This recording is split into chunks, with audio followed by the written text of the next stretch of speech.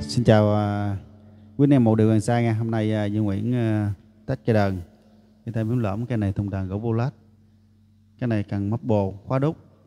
Thì cây này là Duyên đã trang bị thêm một bộ nâng tiếng để cho anh em mình đi show ha, đó, cho nó tiện lợi. Như mình chơi gia đình nó cũng ok, khỏi cần qua phơ nha, chỉ cắm vô là mình dặn lên là lớn rồi.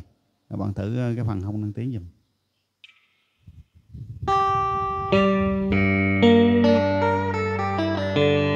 Đó, tiếng không nâng tiếng nha, mình qua nâng tiếng này, nó bén hơn nha. Đó, nhưng mà mình dặn cái này là cái mức nâng tiếng là mình đang để cái số nhỏ nhất á, là số 1. Anh em mình muốn cho nó lớn nữa thì mình cứ để lên cho lớn ha. Rồi, cây này với giá 4 triệu, này cùng tham khảo cho bằng âm sắc.